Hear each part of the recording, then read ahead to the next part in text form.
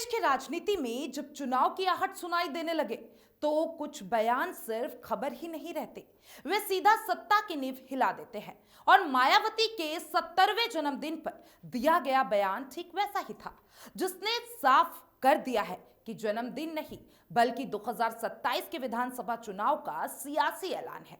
जिस मायावती को कई लोग राजनीतिक रूप से कमजोर मानने लगे थे, उन्होंने एक ही मन से यह संदेश दिया कि वह न सिर्फ सक्रिय हैं बल्कि आने वाले चुनाव में पूरी ताकत के साथ उतरने का मन बना चुके हैं। मायावती ने जैसे ही ये कहा कि जब तक उनका स्वास्थ्य ठीक है तब तक वो बीएसपी और मूवमेंट से पीछे नहीं हटेंगी, उसी पल ये साफ हो गया कि 2027 में बीएसपी को हल्के में लेना किसी भी पार्टी के लिए भारी पड़ सकता है।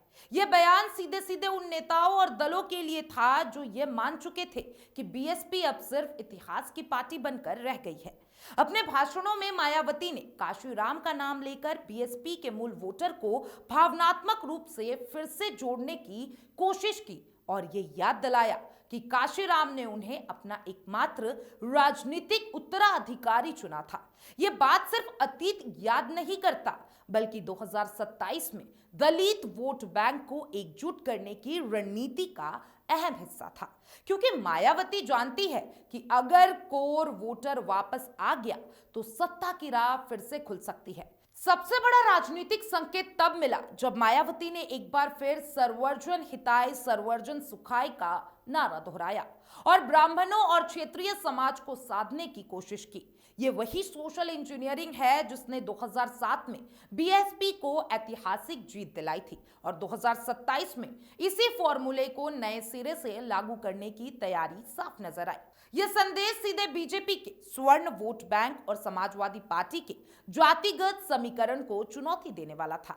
ईवीएम का जिक्र कर मायावती ने चुनावी बहस को भी पहले से दिशा दे दी और यह संकेत दिया कि आने वाले चुनाव में अगर नतीजे उम्मीद के मुताबिक नहीं आए तो सवाल भी तैयार रहेंगे।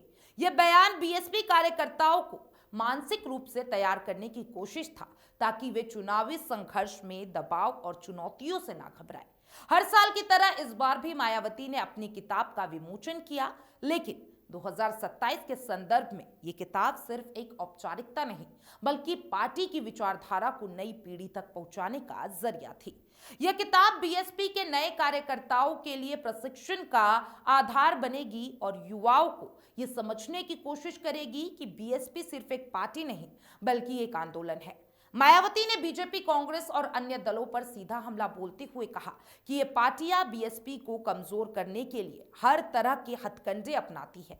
यह बयान पार्टी कैडर को अलर्ट करने के साथ साथ उन्हें 2027 के लिए तैयार करने की रणनीति का हिस्सा था ताकि जमीनी स्तर पर संगठन फिर से मजबूत हो सके। पश्चिमी उत्तर प्रदेश को साधते हुए मायावती ने जाट समुदाय और गन्ना किसानों को याद दिलाया कि उनकी सरकार में जाट युवाओं को पुलिस भर्ती में मौका मिला था और किसानों के हितों का ध्यान रखा गया था।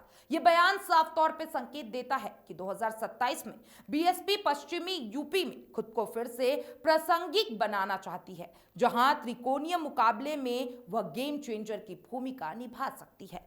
अगर पूरे भाषण को 2027 के चश्मे से देखा जाए तो साफ होता है कि मायावती की रणनीति दलित वोट बैंक को फिर से मजबूत करना और स्वर्ण और ओबीसी समाज में सेंध लगाना और पार्टी कैडर को दोबारा सक्रिय करने पर टिकी है।